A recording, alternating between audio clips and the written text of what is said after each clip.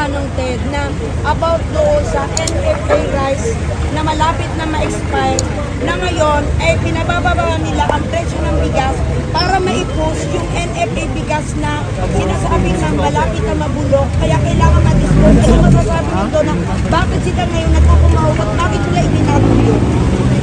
Ang mabigat eh. Tinago nila tapos ilalabas na.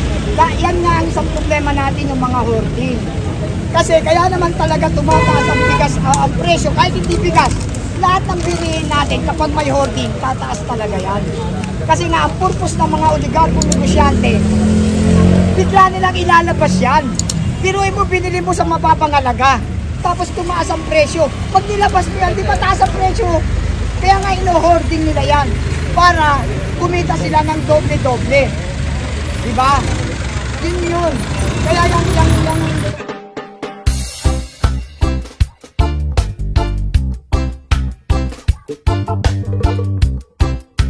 Kaya ang sigaw ng sambayanan, Marcos Romualdez, panagutin! Pangulong Marcos naman, huwag ka nang maghanap ng excuse para maging tamad. Itong budget na to, kasalanan mo to eh. Imagine mo, hindi mo minonitor, tapos nung pipirmahan mo, dun mo lang na-realize na substandard ito. Nasa ang ilalim ng bato ka ba nagtatago? Ang 2025 budget, hilingin natin sa Supreme Court na ideklarang ito ay unconstitutional. Ito, sabi niya kasi kapag na-declare daw yung budget as unconstitutional, titigil yung operasyon ng gobyerno. Pangulong Marcos naman, huwag ka nang maghanap ng excuse para maging tamad. Kailangan mo lang mag-inat-inat. Diba? Gumising ng umaga, mag-inat-inat. Itong budget na to, kasalanan mo to eh. Imagine mo, hindi mo minonitor, tapos nung pipirmahan mo, dun mo lang na-realize na substandard ito. Nasa ang ilalim ng bato ka ba nagtatago? Diba? Habang ang bansang Pilipinas ay nagdurusa sa pataas ng presyo ng bilihin, kawalan ng hanap buhay po ang ginagawa ni Pangulong Marcos. Ha? Wala! Kaya ang sigaw ng sambayanan, Marcos Romualdez, panagutin! kaakibat na yan, pagkilos. Decision making, hindi niya magampanan. Napaka-importante sa isang Pangulo ang decision making. Number 1 sa isang Pangulo ang decision making. Dahil nakasalalay ang kaunlaran at kapayapaan ng ating bansa sa matalinong pagdidesisyon. Yung may puso na pagdidesisyon at may talinong pagdidesisyon. Ngayon, yun ang nawawala sa ating kasalukuyang pamahalaan. Ang proper decision making. Pero palagay mo sir, kaya nila ipatigil ang nangyayaring hoarding at smuggling ngayon dahil sa pagdeklara po nila ng food security? Paano nila mapapatigil kung sila nga mismo ang nasa likod? Kasi parang yun ang mangyayari. Yung mangyayari kasi pagka ganitong declaration, no? Papasukin nila yung iba't ibang warehouse, verify nila kung talagang wala po talagang mga buffer stock, kung wala talagang mga nakapundo ng mga bigas. Alam mo brad, dahil sa tanong mo tama yan. Ang tanong ito, diniklara mo na sa palagay mo ako nag-hoarding, pagpapahuli ako sa'yo? Natural, itatago mo na yan. Sinisita na tayo, may operation, may surprise attack tayo. Sa palagay mo, pananatiliin mo pa sa bodega yan? Itatago mo na yan. Kaya pag nag-operate, kaya nga yung deklarasyon na yan is a very threat. Mapanganib yung deklarasyon na yan kasi pinaganda mo na sila eh. Parang kaduda-duda, no? Oo, hindi dapat. Dapat wag mong tatakutin ang mamamayan mo. Bigyan mo lang lakas ang mamamayan mo na mabuhay ng parehas. Kaya marami na ngayon magnanakaw. Marami na ngayon mga... Ang dami na ngayon. Yan, nandiyan yung iba, kadami Kuya, may yan. question ako.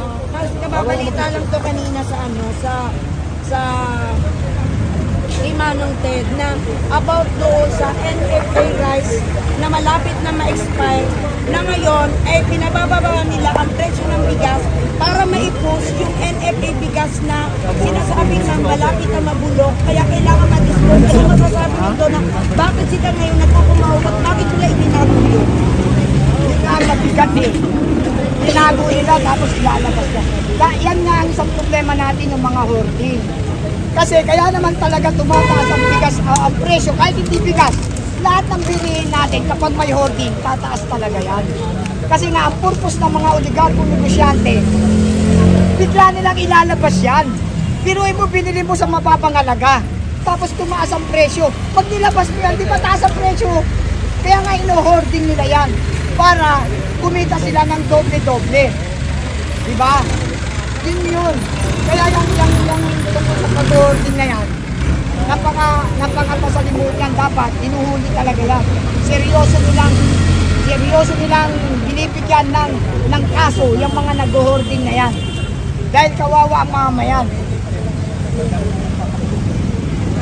Ano ba yung yung name niyo po, ano yung organization niyo po? Ako si Ferdinand de los Reyes. Isang simple ex-OFW. Nagtrabaho ko sa Saudi Arabia at sa United Arab Emirates.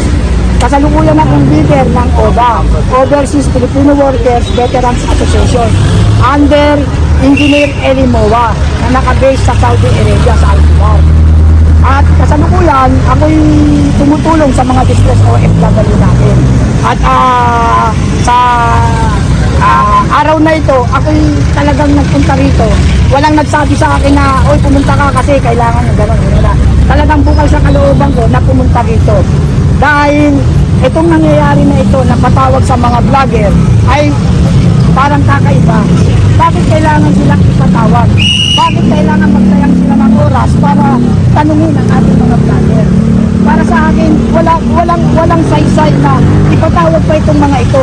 Meron pa silang maliwanag na paliwanag o maliwanag na kaulugan kung bakit nila ipapatawag ang mga ito? Ano ang kapangyarihan nila para magpatawag sa mga simpleng mamamayan na nagpapayag lamang ng katotohanan? Katulad nyo, nasa media kayo.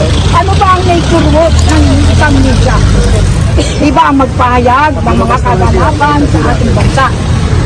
Yung katotohanan, hindi yung mga kasinungalingan. Kasi dalawang uri din tayo ng media.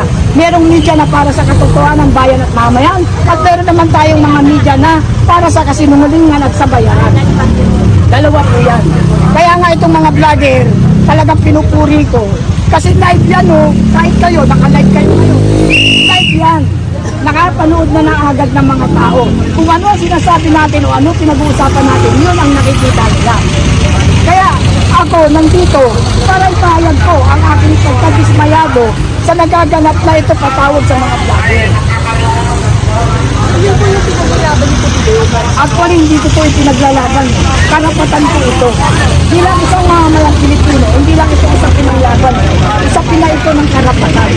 Ngayon, bilang Pilipino ako, nakikita ko ang pangyayari na ito ay isang pananakal. Oppress the right and freedom of our co-Pilipino. At nakakatakot po yan na sinasakal na ang ating kalayaan at karapatan. Kaya ako nandito para ipahayag ang aking pagkadismayado na bakit kailangan mangyari yung gano'n. At isa pa, ang pagpapatawag ng Quadcom, Tricom o anumang Quadcom yan ay meron diyang nakalaang budget. May budget. Ngayon, kailangan mo ba magsayang ng budget para lang sa kausapin itong mga vlogger o yung mga kailangan mo mag-provide ng hindi ko alam kung magkano yan, 100,000, milyon o ano man. Diba? Instead na gawin nila yan, itulong na lang nila sa mga mahihirap na mga mayang. Dapat na sila mismo ay matuwa sa mga vlogger, uy, nagpapayag kayo ng katotohanan. Pwede natin gawa ng sistema yung pagka-vlog niya. Diba? Appreciation. Instead of accusation, appreciation ang dapat. We must be proud to the vlogger dahil sila ang nagpapayag ng katotohanan at sawang katotohanan. Ano po yung opinion niyo sa nangyayari?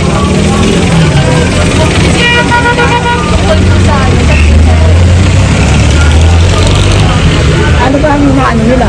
Pilit na mo yan. Ano ang inaano nila sa pilit? Budget.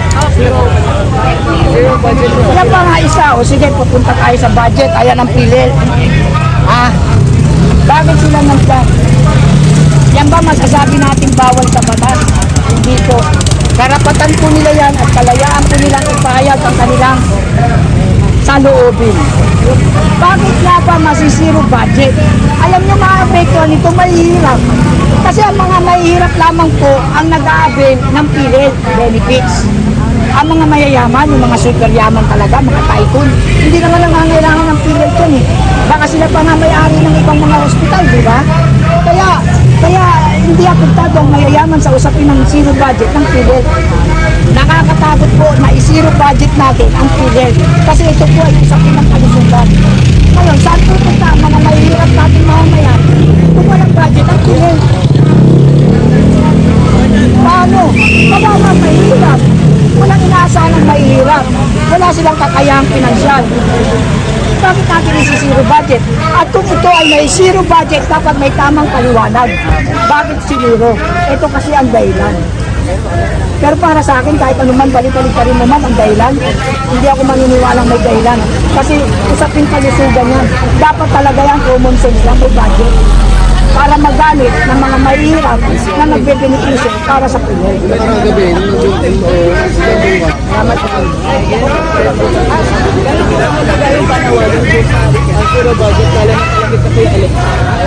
Napakahalaga niyan.